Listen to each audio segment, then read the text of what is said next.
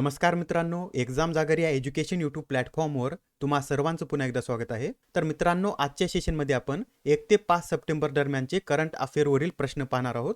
आणि त्यावेळेस तब्येत ठीक नसल्यामुळे हे 5 दिवसाचे व्हिडिओ अपलोड झाले नव्हते आणि मी तेव्हा सांगितलेही होतं की हे 5 दिवसाचा एकच व्हिडिओ बनवून मी नंतर अपलोड करणार आहे आणि त्यानुसार आता हा व्हिडिओ मी अपलोड करत आहे. आणि व्हिडिओ अपलोड करण्यास थोडासा उशीर झालेला आहे आणि उशीर होण्याचं कारण एकच की या 5 दिवसामधील एकही महत्त्वाची घटना सुटू नये त्यासाठी हा व्हिडिओ थोडासा उशीर अपलोड होत आहे.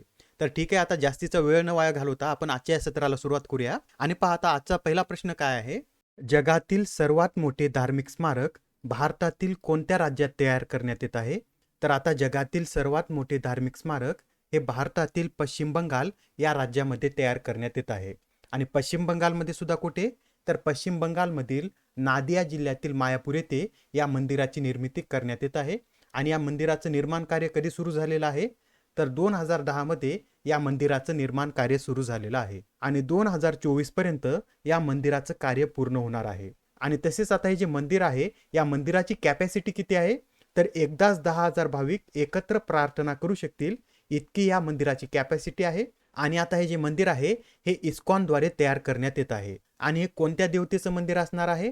तर भगवान श्रीकृष्णाचं हे मंदिर असणार आहे. आणि हे मंदिर कशासाठी तयार करण्यात येत आहे? तर लोकांना वैदिक संस्कृतीविषयी माहिती देण्यासाठी हे मंदिर तयार करण्यात येत आहे.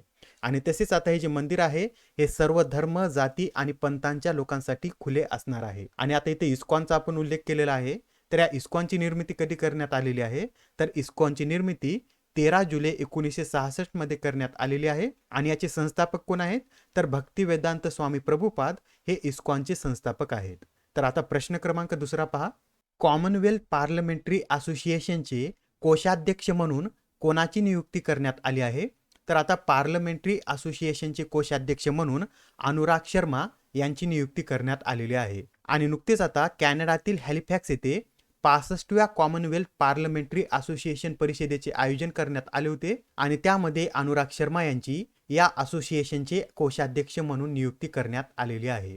आणि आता प्रश्न क्रमांक तिसरा पहा. कोणत्या राज्यात राजीव गांधी ग्रामीण ऑलिम्पिक खेळाचे आयोजन करण्यात आले आहे? तर राजीव गांधी ग्रामीण ऑलिम्पिक खेळाचे आयोजन हे राजस्थान या राज्यामध्ये करण्यात आलेलं आहे. आणि आता या ज्या ऑलिम्पिक स्पर्धा आहेत या स्पर्धा 29 ऑगस्ट पासून 5 ऑक्टोबर पर्यंत आयोजित करण्यात आलेल्या आहेत. आणि यामध्ये एकूण 30 लाख ग्रामस्थांनी नोंदणी केलेली आहे. आणि या ऑलिम्पिक खेळामध्ये एकूण किती खेळ खेळवण्यात येणार आहेत?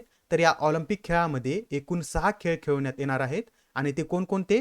तर kabaddi, kho kho, shooting ball, tennis ball, cricket, volleyball आणि हॉकी असे एकूण 6 खेळ या ऑलिम्पिक खेळामध्ये खेळवण्यात येणार आहेत. आणि आता ही जी राजीव गांधी ग्रामीण ऑलिम्पिक स्पर्धा आहे या स्पर्धेचा उद्देश काय आहे? तर खेड्यातील चांगल्या खेळाडूंचा शोध घेणे आणि त्यांना पुढे आणणे, त्यांच्या कलागुणांना वाव देऊन त्यांना प्रोत्साहन देणे आणि सामान्य लोकांमध्ये क्रीडावृत्तीला प्रोत्साहन देणे हे या ऑलिम्पिक खेळाचं उद्दिष्ट आहे. तर आता नेक्स्ट क्वेश्चन पहा. नोबेल शांतता पुरस्कार मिळवणारे मिखाईल गोर्बाचोव्ह यांचे नुकतेच निधन झाले आहे. तर यांना कोणत्या वर्षी नोबेल शांतता पुरस्काराने सन्मानित करण्यात आले होते? तर आता हे जे मिखाईल गोर्बाचोव्ह आहेत यांना 1990 मध्ये नोबेल शांतता पुरस्काराने सन्मानित करण्यात आले होते. आणि मिखाईल गोर्बाचोव्ह हे USSRचे माजी राष्ट्राध्यक्ष होते आणि त्यांच्याच काळामध्ये USSRचं विघटन झालेलं आहे. आणि त्याचप्रमाणे आता हे जे मिखाईल गोर्बाचोव्ह आहेत हे USSRचे शेवटचे नेते होते. तर आता प्रश्न क्रमांक 5 पहा. ब्लूमबर्ग अब्जाधीश निर्देशांकानुसार गौतम अदानी हे जगातील कितव्या क्रमांकाचे सर्वात श्रीमंत व्यक्ती ठरले आहेत? तर आता ब्लूमबर्ग अब्जाधीश निर्देशांकानुसार गौतम अदानी हे जगातील 3ऱ्या क्रमांकाचे सर्वात श्रीमंत व्यक्ती ठरलेले आहेत. आणि सध्या गौतम अदानी यांची संपत्ती किती आहे? तर $137.4 अब्ज इतकी यांची संपत्ती आहे. आणि त्यांनी 3ऱ्या क्रमांकावर असलेल्या फ्रेंच उद्योगपती बर्नार्ड आर्नॉल्ट यांना मागे टाकून हे 3रं स्थान पटकावलेलं आहे. आणि आता या यादीनुसार प्रथम क्रमांकावर कोण आहेत? तर एलॉन मस्क आहेत. आणि दुसऱ्या क्रमांकावर कोण आहेत? तर जेफ बेझोस हे दुसऱ्या क्रमांकावर आहेत. तर आता प्रश्न क्रमांक 6 पहा. अलीकडेच अभिजित सेन यांचे निधन झाले आहे, तर ते कोण होते? तर आता हे जे अभिजित सेन आहेत हे एक अर्थतज्ञ होते आणि नुकतंच आता त्यांचं वयाच्या 72व्या वर्षी निधन झालेलं आहे. आणि आता अभिजित सेन यांच्याविषयी सांगायचं झालं तर त्यांनी कृषी खर्च आणि किमती आयोगाचे अध्यक्षपद भूषवलेलं आहे. आणि तसेच ते 2004 ते 2014 या काळात नियोजन आयोगाचे सदस्यही होते आणि त्यांनी याचबरोबर ऑक्सफर्ड विद्यापीठ आणि नवी दिल्लीतील जवाहरलाल नेहरू विद्यापीठात अर्थशास्त्राचे प्रोफेसर म्हणून देखील कार्य केलेलं आहे आणि त्यांना भारत सरकारद्वारे 2010 मध्ये पद्मभूषण या पुरस्काराने सन्मानित करण्यात आलेला आहे. अत्यंत महत्त्वाचा प्रश्न आहे, लक्षात राहू द्या. आणि आता प्रश्न क्रमांक 7 पहा. नीती आयोगाने जम्मू काश्मीरमध्ये किती अटल टिंकरिंग लॅब स्थापन करण्याची घोषणा केली आहे? तर नीती आयोगाने जम्मू काश्मीरमध्ये 500 अटल टिंकरिंग लॅब स्थापन करण्याची घोषणा केलेली आहे. आणि आता या ज्या अटल टिंकरिंग लॅब आहेत या भारतभर कशासाठी स्थापन करण्यात येत आहेत? तर शालेय विद्यार्थी व तरुणांमध्ये वैज्ञानिक दृष्टिकोन विकसित करण्याच्या उद्देशाने नीती आयोगाद्वारे अटल इनोव्हेशन मिशनच्या अंतर्गत अटल टिंकरिंग लॅब स्थापन केल्या जात आहेत. आणि आता इथे नीती आयोगाचा उल्लेख आलेला आहे, तर याविषयी सुद्धा आपण माहिती पाहूया. तर पहा, नीती म्हणजे काय? तर national institution for transforming India असे याचं पूर्ण स्वरूप आहे आणि याची स्थापना 1 जानेवारी 2015 मध्ये करण्यात आलेली आहे. आणि याचं मुख्यालय कोठे आहे? तर दिल्ली येथे याचं मुख्यालय आहे. आणि नीती आयोगाचे अध्यक्ष कोण असतात? तर भारताचे पंतप्रधान हे नीती आयोगाचे अध्यक्ष असतात. आणि सध्या अध्यक्ष कोण आहेत? तर नरेंद्र मोदी हे या नीती आयोगाचे अध्यक्ष आहेत. आणि तसेच या संस्थेचे उपाध्यक्ष कोण आहेत? तर सुमन के बेरी हे उपाध्यक्ष आहेत आणि परमेश्वरन अय्यर हे CEO आहेत. तर आता नेक्स्ट क्वेश्चन पहा. अलीकडेच प्रकाशित करण्यात आलेल्या Indian banking in retrospect 75 years of independence या पुस्तकाचे लेखक कोण आहेत? तर आता हे जे पुस्तक आहे या पुस्तकाचे लेखक हे आशुतोष रारावीकर आहेत. अत्यंत महत्त्वाचा प्रश्न आहे, लक्षात राहू द्या. Indian banking in retrospect 75 years of independence या पुस्तकाचे लेखक हे आशुतोष रारावीकर आहेत. आणि आता या पुस्तकामध्ये 1991 मध्ये LPG सुधारणा, 1969 मध्ये प्रथमच बँकाचे राष्ट्रीयकरण, 1991 नंतर खाजगी क्षेत्रातील नवीन बँकाचे परवाने, पेमेंट बँकाची स्थापना, लघु वित्त बँका अशा विविध आर्थिक घडामोडीवर प्रकाश टाकण्यात आलेला आहे. तर आता नेक्स्ट क्वेश्चन पहा. आंतरराष्ट्रीय स्तरावर सर्वाधिक बळी घेणारे वेगवान गोलंदाज कोण ठरले आहेत? तर आता आंतरराष्ट्रीय स्तरावर सर्वाधिक बळी घेणारे वेगवान गोलंदाज हे जेम्स अँडरसन ठरलेले आहेत. आणि आता हे जे जेम्स अँडरसन आहेत हे कोणत्या देशाचे आहेत? तर जेम्स अँडरसन हे इंग्लंड या देशाचे खेळाडू आहेत आणि नुकतेच आता त्यांनी 950वी विकेट घेऊन हा विक्रम केलेला आहे. आणि याआधी हा विक्रम कोणाच्या नावावर होता? तर हा विक्रम ऑस्ट्रेलियाच्या ग्लेन मॅग्राच्या नावावर होता. त्यांच्या नावावर एकूण किती बळी आहेत? तर 949 बळी त्यांच्या नावावर आहेत आणि त्यांचा विक्रम आता जेम्स अँडरसन यांनी मोडलेला आहे. आणि यामध्ये वेगवान गोलंदाजाविषयी बोललेला आहे, हे लक्षात राहू द्या. आणि जर आपण फिरकी गोलंदाजाचा विचार केला तर सर्वाधिक बळी कोणाच्या नावावर आहेत? तर मुथय्या मुरलीधरन यांच्या नावावर 1347 बळी आहेत. आणि त्यानंतर दुसऱ्या क्रमांकावर शेन वॉर्न आहेत, यांच्या नावावर 1000 विकेट आहेत.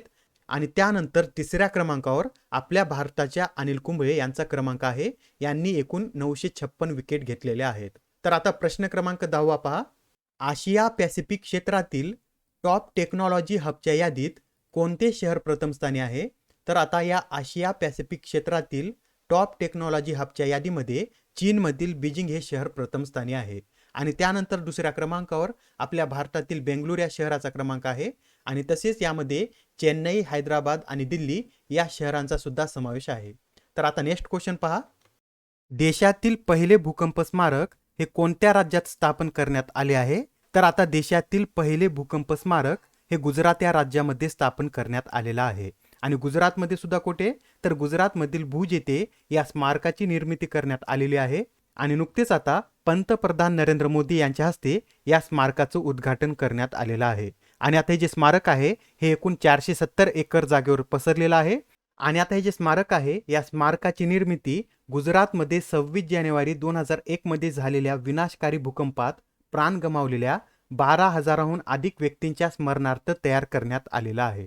तर आता नेक्स्ट क्वेश्चन पहा. नीती आयोगाने कोणत्या जिल्ह्याला भारतातील सर्वोत्तम आकांक्षी जिल्हा म्हणून घोषित केले आहे? तर नुकतेच आता नीती आयोगाने हरिद्वार या जिल्ह्याला भारतातील सर्वोत्तम आकांक्षी जिल्हा म्हणून घोषित केलेला आहे. तर आता प्रश्न क्रमांक 13 पहा. क्रिकेटच्या तिन्ही फॉर्मॅटमध्ये 100 सामने खेळणारे भारतातील पहिले क्रिकेटपटू कोण ठरले आहेत? तर आता क्रिकेटच्या तिन्ही फॉर्मॅटमध्ये 100 सामने खेळणारे विराट कोहली हे भारताचे पहिले क्रिकेटपटू ठरलेले आहेत. आणि विराट कोहली यांनी आतापर्यंत 102 कसोटी सामने खेळलेले आहेत, तसेच 262 एक दिवसीय सामने आणि नुकताच आता त्यांनी 100वा आंतरराष्ट्रीय T20 सामना खेळलेला आहे. आणि आता 100 T20 आंतरराष्ट्रीय सामने खेळणारे ते भारतातील कितवे खेळाडू आहेत, तर दुसरे खेळाडू आहेत. त्यांच्या आधी ही कामगिरी रोहित शर्मा यांनी केलेली आहे. तर आता नेक्स्ट क्वेश्चन पहा. प्रोजेक्ट जोरावर अंतर्गत भारतीय लष्करात वजनाने हलके असणारे किती रणगाडे सामील करण्यात येणार आहेत? तर आता या प्रोजेक्ट जोरावर अंतर्गत भारतीय लष्करामध्ये एकूण 350 रणगाडे सामील करण्यात येणार आहेत. आणि आता हे जे प्रोजेक्ट जोरावर आहे हे कशासाठी सुरू करण्यात आलेलं आहे, तर आता जो लडाखचा प्रदेश आहे तो पहाडी प्रदेश आहे आणि तेथे वजनाने जड असणारे रणगाडे नेणे अशक्य असते आणि अशा प्रदेशांसाठी वजनाने हलके असणारे हे रणगाडे तयार करण्यात येत आहेत. आणि या रणगाड्याचं वजन किती असणार आहे, तर 25 टन इतकं या रणगाड्याचं वजन असणार आहे आणि हे रणगाडे मेक इन इंडिया अंतर्गत तयार करण्यात येणार आहेत. आणि तसेच आता या प्रोजेक्टला जे जोरावर नाव देण्यात आलेलं आहे हे नाव प्राचीन भारतीय सेनापती जोरावर सिंग कहलुरिया यांच्या नावावरून देण्यात आलेलं आहे. आणि आता हे जे जोरावर सिंग आहे त्यांनी काय केलं होतं, तर लडाख, तिबेट, बाल्टिस्तान आणि स्कद्रू हा प्रदेश जिंकला होता. तर आता नेक्स्ट क्वेश्चन पहा. भारत गॅस रिसोर्सेस लिमिटेड या कंपनीचे खालीलपैकी कोणत्या कंपनीत विलिनीकरण करण्यात आले आहे? तर आता ही जी Bharat gas resources limited company आहे या कंपनीचं विलिनीकरण हे BPCL मध्ये करण्यात आलेलं आहे. आता हे जे BPCL आहे याचं पूर्ण स्वरूप काय आहे, तर BPCL म्हणजे भारत पेट्रोलियम कॉर्पोरेशन लिमिटेड असं याचं पूर्ण स्वरूप आहे. आणि या BPCL चे अध्यक्ष कोण आहेत, तर अरुण कुमार सिंग हे या BPCL चे अध्यक्ष आहेत. तर आता हा प्रश्न पहा, यामध्ये आपल्याला काय विचारलेला आहे, तर बँक ऑफ अमेरिका सिक्युरिटीज इंडियाच्या अहवालानुसार कधीपर्यंत भारतातील राष्ट्रीय महामार्गाची लांबी ही 1.8 लाख किलोमीटर पर्यंत पोहोचेल असं आपल्याला यामध्ये विचारलेलं आहे. तर आता 2025 पर्यंत भारतातील राष्ट्रीय महामार्गाची लांबी ही 1.8 लाख किमी पर्यंत पोहोचेल असे या अहवालामध्ये सांगण्यात आलेलं आहे. आणि त्याचप्रमाणे भारतातील रेल्वे मार्गाची लांबी ही 2025 पर्यंत 1.2 लाख किलोमीटर असेल असे सुद्धा या अहवालामध्ये सांगण्यात आलेलं आहे. तर आता प्रश्न क्रमांक 17 पहा. राष्ट्रीय पोषण सप्ताहाचे आयोजन कधी करण्यात आले आहे? तर आता हा जो राष्ट्रीय पोषण सप्ताह आहे याचं आयोजन हे 1 ते 7 सप्टेंबर दरम्यान करण्यात आलेलं आहे. आणि यावेळेसची या सप्ताहाची थीम काय होती, तर सेलिब्रेट वर्ल्ड ऑफ फ्लेवर अशी यावेळेसच्या या सप्ताहाची थीम होती. आणि त्याचप्रमाणे सप्टेंबर महिना हा राष्ट्रीय पोषण महिना म्हणून साजरा करण्यात येतो आणि यावेळेसचा हा 5वा राष्ट्रीय पोषण महिना होता. आणि आता हा राष्ट्रीय पोषण महिना साजरा करण्याचा उद्देश काय आहे, तर देशातील सर्व ग्रामपंचायतीत पोषण आणि आरोग्याबाबत जनजागृती करणे हा या आयोजनामागचा उद्देश आहे. आणि यावेळेसच्या राष्ट्रीय पोषण महिन्याची थीम काय होती, तर महिला आणि आरोग्य आणि मुले आणि शिक्षण अशी यावेळेसच्या राष्ट्रीय पोषण महिन्याची थीम होती. तर आता प्रश्न क्रमांक 18 पहा. नागेश सिंग यांची कोणत्या देशामध्ये भारताचे राजदूत म्हणून नियुक्ती करण्यात आली आहे? तर नुकतीच आता नागेश सिंग यांची थायलंडमधील भारताचे राजदूत म्हणून नियुक्ती करण्यात आलेली आहे. आणि आता हे जे नागेश सिंग आहेत हे भारतीय परराष्ट्र सेवेचे 1995च्या बॅचचे अधिकारी आहेत आणि तसेच त्यांनी याआधी अटलांटा येथे भारताचे महावाणिज्य दूत म्हणून देखील कार्य केलेलं आहे. आणि आता इथे थायलंड विषयी बोललेलं आहे, तर थायलंड विषयी सुद्धा आपण थोडक्यात माहिती पाहूया. तर पहा, थायलंड हा देश म्यानमारला लागून आहे आणि थायलंडची राजधानी काय आहे, तर बँकॉक ही थायलंडची राजधानी आहे. आणि चलन काय आहे थायलंडचं, तर थाई बात हे थायलंडचं चलन आहे. आणि सध्या थायलंडचे पंतप्रधान कोण आहेत, तर प्रयुत चान ओचा हे सध्या थायलंडचे पंतप्रधान आहेत. तर आता नेक्स्ट क्वेश्चन पहा. अलीकडे चर्चेत असलेले आमलन बोर्गोहेन हे कोणत्या खेळाशी संबंधित आहेत? तर आमलन बोर्गोहेन हे एक धावपटू आहेत आणि सध्या ते चर्चेमध्ये काय आहेत, तर त्यांनी नुकतेच आता आंतर रेल्वे ॲथलेटिक्स चॅम्पियनशिपमध्ये 100 मीटर अंतर 10.25 सेकंदात पूर्ण करून नवा राष्ट्रीय विक्रम प्रस्थापित केलेला आहे आणि त्यासाठी ते सध्या चर्चेमध्ये आहेत. आणि याआधी हा विक्रम कोणाच्या नावावर होता, तर आमिया कुमार मलिक यांच्या नावावर हा विक्रम होता. आणि आता हा प्रश्न पहा, यामध्ये आपल्याला काय विचारलेला आहे, तर चतुरंग प्रतिष्ठानतर्फे 2022 साठीचा जीवन गौरव पुरस्कार कोणाला देण्यात आला आहे? तर नुकताच आता चतुरंग प्रतिष्ठानतर्फे 2022 साठीचा जीवन गौरव पुरस्कार हा आप्पा परब यांना देण्यात आलेला आहे. आणि आप्पा परब हे गिर्यारोहक आहेत आणि त्यांचं मूळ नाव काय आहे, तर बाळकृष्ण परब असं त्यांचं मूळ नाव आहे. आणि त्याचप्रमाणे 2021 साठीचा जीवन गौरव पुरस्कार कोणाला देण्यात आलेला आहे, तर साहित्य ग्रंथ निर्मितीचे संशोधनात्मक कार्य करणारे डॉक्टर प्रभाकर मांडे यांना हा पुरस्कार देण्यात आलेला आहे. आणि 2020 साठीचा हा पुरस्कार दत्तात्रय अंबादास मायाळू यांना देण्यात आलेला आहे. तर आता नेक्स्ट क्वेश्चन पहा. कोणत्या कंपनीने भारतातील पहिला आणि जगातील सर्वात मोठा कार्बन फायबर प्लांट उभारण्याची घोषणा केली आहे? तर नुकतीच आता रिलायन्स इंडस्ट्रीने भारतातील पहिला आणि जगातील सर्वात मोठा कार्बन फायबर प्लांट उभारण्याची घोषणा केलेली आहे. आणि त्याचप्रमाणे आता ऑल इंडिया रेडिओच्या वृत्तसेवेच्या महासंचालकपदी कोणाची नियुक्ती करण्यात आली आहे? तर नुकतीच आता ऑल इंडिया रेडिओच्या वृत्तसेवेच्या महासंचालकपदी वसुधा गुप्ता यांची नियुक्ती करण्यात आलेली आहे. आणि आता हे जे ऑल इंडिया रेडिओ आहे याची स्थापना कधी करण्यात आलेली आहे? तर 1936 मध्ये याची स्थापना करण्यात आलेली आहे. याचं मुख्यालय नवी दिल्ली येथे आहे. आणि याचं बोधवाक्य काय आहे? तर बऱ्याच वेळा याचं बोधवाक्य सुद्धा परीक्षेत विचारण्यात येतं. तर लक्षात राहू द्या, बहुजन हिताय बहुजन सुखाय असं याचं बोधवाक्य आहे. तर आता नेक्स्ट क्वेश्चन पहा. अलीकडेच भारतीय नौदलामध्ये समाविष्ट करण्यात आलेल्या पहिल्या भारतीय स्वदेश निर्मित INS विक्रांतची निर्मिती कोणत्या शिपयार्डने केली आहे? तर आता या INS विक्रांतची निर्मिती कोचिन शिपयार्ड लिमिटेडद्वारे करण्यात आलेली आहे. आणि आता हे जे जहाज आहे हे 2 सप्टेंबर रोजी भारतीय नौदलामध्ये समाविष्ट करण्यात आलेलं आहे. आणि तसेच आता या जहाजाला जे विक्रांत नाव देण्यात आलेलं आहे हे 1971च्या युद्धात महत्त्वाची भूमिका बजावणाऱ्या विक्रांत जहाजावरून देण्यात आलेलं आहे.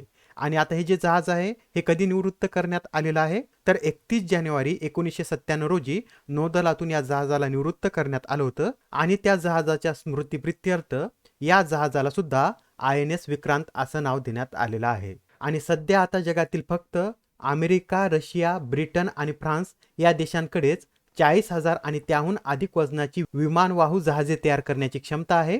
आणि त्यानंतर आता भारताने सुद्धा अशा प्रकारचे हे जहाज तयार केलेलं आहे. आणि आता या जहाजाचं वजन किती आहे? तर 45,000 टन इतकं या जहाजाचं वजन आहे. आणि या जहाजाच्या निर्मितीसाठी एकूण किती खर्च आलेला आहे? तर 20,000 कोटी इतका या जहाजाच्या निर्मितीसाठी खर्च आलेला आहे. आणि तसेच या जहाजाची लांबी किती आहे? तर 262 मीटर इतकी या जहाजाची लांबी आहे आणि 62 मीटर इतकी रुंदी आहे. आणि या जहाजाची गती किती आहे? तर 28 नॉटिकल पर मिल इतकी या जहाजाची गती आहे. आणि आता या जहाजाबरोबर भारतीय नौदलाच्या ध्वजाचं सुद्धा अनावरण करण्यात आलेलं आहे. आणि तुम्हाला आता इथे चित्रामध्ये दिसत असेल, आता हा भारतीय नौदलाचा नवीन ध्वज आहे. आणि आता या ध्वजामध्ये तिरंग्यासह एक अष्टकोन आहे आणि त्या अष्टकोनामध्ये अशोक चिन्ह आणि नांगराचा समावेश करण्यात आलेला आहे. आणि आता हे जे अष्टकोन आहे हे अष्टकोन छत्रपती शिवाजी महाराजांच्या राजमुद्रेवरून घेण्यात आलेला आहे. आणि हा अष्टकोन 8 दिशांचे प्रतीक आहे. आणि तसेच आपण भारतीय नौदलाच्या ध्वजाच्या इतिहासाविषयी सुद्धा थोडक्यात माहिती पाहूया. तर पहा, आता हा जो जुना नौदलाचा ध्वज आहे यामध्ये जो रेड क्रॉस आहे हा 2001 मध्ये काढून टाकण्यात आला होता. नंतर 2004 मध्ये पुन्हा हा रेड क्रॉस स्थापन करण्यात आलेला आहे. आणि त्यामध्ये त्यावेळेस अशोक चिन्ह सुद्धा समाविष्ट करण्यात आलं होतं. आणि नंतर 2014 मध्ये या अशोक चिन्हाच्या खाली सत्यमेव जयते या वाक्याचा सुद्धा समावेश करण्यात आलेला होता. तर एवढ्या बाबी याविषयी लक्षात राहू द्या. आणि आता नेक्स्ट क्वेश्चन पहा. अलीकडे चर्चेत असलेले शोकोवी रेल्वे स्टेशन हे कोणत्या राज्यात स्थित आहे? तर आता हे जे शोकोवी रेल्वे स्टेशन आहे हे नागालँडमधील एक रेल्वे स्टेशन आहे. आणि आता हे नागालँडमधील दुसरं रेल्वे स्टेशन आहे. आणि आता प्रथमच 120 वर्षामधील नागालँडमध्ये एका रेल्वे स्टेशनची निर्मिती करण्यात आलेली आहे. याआधी 1903 मध्ये दिमापूर रेल्वे स्टेशन निर्माण करण्यात आल्यानंतर आताचं हे नागालँडमधील दुसरंच रेल्वे स्टेशन आहे. अत्यंत महत्त्वाचा प्रश्न आहे, लक्षात राहू द्या. आणि आता नेक्स्ट क्वेश्चन पहा. पंतप्रधान नरेंद्र मोदी यांच्या हस्ते उद्घाटन करण्यात आलेला अटल ब्रिज कोणत्या राज्यात आहे? तर आता हा जो अटल ब्रिज आहे हा गुजरात या राज्यामध्ये आहे. आणि नुकतंच आता पंतप्रधान नरेंद्र मोदी यांनी या ब्रिजचं उद्घाटन केलेलं आहे. आणि आता या ब्रिजला 25 डिसेंबर रोजी माजी पंतप्रधान अटल बिहारी वाजपेयी यांच्या जयंतीनिमित्त अटल ब्रिज असं नाव देण्यात आलेलं आहे. या ब्रिजची लांबी किती आहे? तर 300 मीटर इतकी या ब्रिजची लांबी आहे आणि 14 मीटर इतकी या ब्रिजची रुंदी आहे. तर आता नेक्स्ट क्वेश्चन पहा. अलीकडेच भारत बांगलादेश संयुक्त नदी आयोगाच्या 38व्या मंत्रिस्तरीय बैठकीचे आयोजन करण्यात आले होते. तर या संयुक्त नदी आयोगाची स्थापना कधी करण्यात आली होती? तर आता हा जो संयुक्त नदी आयोग आहे याची स्थापना 1972 मध्ये करण्यात आली होती. आणि 1972 मध्ये शांतता करारानुसार या आयोगाची स्थापना करण्यात आलेली आहे. आणि आता या आयोगाचे नेतृत्व कोण करतं? तर या आयोगाचे नेतृत्व दोन्ही देशाचे जलसंपदा मंत्री करत असतात. आणि आता या 38व्या मंत्रिस्तरीय बैठकीदरम्यान दोन्ही देशांनी अंतरिम आधारावर कुशियारा नदीचे पाणी सामायिक करण्यासाठी सामंजस्य कराराचा मसुदा तयार केला आहे. आणि आता ही जी कुशियारा नदी आहे ही बराक नदीची एक शाखा आहे आणि ती भारत आणि बांगलादेश या दोन्ही देशाच्या सीमेवरून वाहते. आणि भारतामधील कोणकोणत्या राज्यातून ही नदी वाहते, तर मणिपूर, मिझोराम आणि आसाम या राज्यातून ही नदी वाहते. आणि तसेच भारत आणि बांगलादेश या दोन देशादरम्यान एकूण 54 नद्या वाहतात. तर ठीक आहे, तर आता नेक्स्ट क्वेश्चन पहा. 67व्या फिल्मफेअर पुरस्कारामध्ये फिल्मफेअर लाईफ टाईम अचिव्हमेंट अवॉर्डने कोणाला सन्मानित करण्यात आले आहे. तर आता या फिल्मफेअर लाईफ टाईम अचिव्हमेंट अवॉर्डने सुभाष घई यांना सन्मानित करण्यात आलेला आहे. कोणाला सन्मानित करण्यात आलेला आहे, तर सुभाष घई यांना सन्मानित करण्यात आलेला आहे. आणि आता हा जो फिल्मफेअर पुरस्कार आहे याची स्थापना टाइम्स ग्रुपच्या फिल्मफेअर मासिकाने 1954 मध्ये केलेली आहे. आणि आता या 67व्या फिल्मफेअर पुरस्कारामध्ये 2021 मधील सर्वोत्कृष्ट भारतीय हिंदी भाषेतील चित्रपटांना पुरस्कार देण्यात आलेले आहेत. आणि आता आपण ते पुरस्कार सुद्धा पाहून घेऊया. तर पहा, सर्वोत्कृष्ट चित्रपटासाठीचा पुरस्कार शेरशाह या चित्रपटाला देण्यात आलेला आहे. सर्वोत्कृष्ट दिग्दर्शकासाठीचा पुरस्कार विष्णुवर्धन यांना शेरशाह या चित्रपटासाठी देण्यात आलेला आहे. सर्वोत्कृष्ट अभिनेता कोण ठरलेला आहे, तर रणवीर सिंग हा सर्वोत्कृष्ट अभिनेता ठरलेला आहे. आणि त्याचप्रमाणे समीक्षक गटातील सर्वोत्कृष्ट अभिनेता हा विकी कौशल ठरलेला आहे. आणि सर्वोत्कृष्ट अभिनेत्री कोण ठरलेली आहे, तर कृती सेनन ही सर्वोत्कृष्ट अभिनेत्री ठरलेली आहे. आणि समीक्षक गटातील सर्वोत्कृष्ट अभिनेत्री ही विद्या बालन ठरलेली आहे. आणि सर्वोत्कृष्ट सहाय्यक अभिनेता म्हणून पंकज त्रिपाठी यांना सन्मानित करण्यात आलेला आहे. आणि सर्वोत्कृष्ट सहाय्यक अभिनेत्री म्हणून सई तामणकर यांना सन्मानित करण्यात आलेला आहे. आणि लोकप्रिय श्रेणीमधील सर्वोत्कृष्ट चित्रपट हा शेरशाह ठरलेला आहे. आणि समीक्षक श्रेणीमधील सर्वोत्कृष्ट चित्रपट हा सरदार उधम सिंग ठरलेला आहे. तर आता नेक्स्ट क्वेश्चन पहा. अलीकडेच फहमिदा आझिम यांची 2022च्या पुलित्झर पुरस्कारासाठी निवड झाली आहे, तर त्या कोणत्या वृत्तपत्रासाठी कार्य करतात. तर आता या ज्या फहमिदा आझिम आहेत या इनसायडर या वृत्तपत्रासाठी कार्य करतात. आणि त्यांना हा जो पुरस्कार आहे हा पुरस्कार how I escaped a Chinese internment camp या सचित्र अहवालासाठी देण्यात आलेला आहे. आणि आता या ज्या फहमिदा आझिम आहेत यांचा जन्म कुठे झालेला आहे, तर यांचा जन्म बांगलादेशमध्ये झालेला आहे. आणि त्या सध्या अमेरिकेत स्थायिक झालेल्या आहेत. आणि आता हा जो पुलित्झर पुरस्कार आहे या पुरस्काराची स्थापना कधी करण्यात आलेली आहे, तर 1917 मध्ये या पुरस्काराची स्थापना करण्यात आलेली आहे. आणि हा पुरस्कार कोलंबिया विद्यापीठाद्वारे देण्यात येतो. तर आता हा प्रश्न पहा, यामध्ये काय विचारलेला आहे, तर जलशक्ती मंत्रालयाने गंगा नदीच्या काठावर आर्थिक क्रियाकल्पांना चालना देण्याच्या उद्देशाने नमामि गंगे कार्यक्रमाअंतर्गत कोणत्या उपक्रमाची सुरुवात केली आहे. तर नुकतीच आता जलशक्ती मंत्रालयाने नमामि गंगे कार्यक्रमाअंतर्गत अर्थगंगा या उपक्रमाची सुरुवात केलेली आहे. आणि आता या उपक्रमामध्ये एकूण 6 स्तरावर काम करण्यात येणार आहे.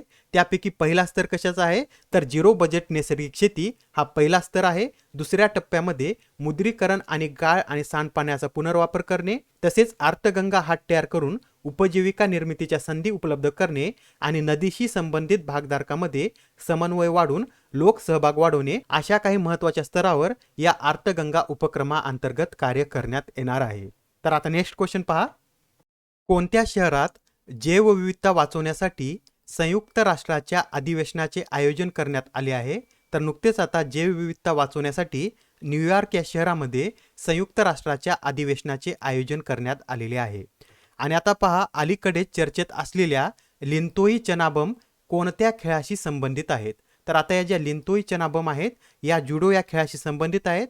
आणि सध्या त्या चर्चेमध्ये काय आहेत, तर जुडो वर्ल्ड चॅम्पियनशिपमध्ये त्यांनी महिलांच्या 57 किलो वजनी गटामध्ये सुवर्ण पदक जिंकलेलं आहे.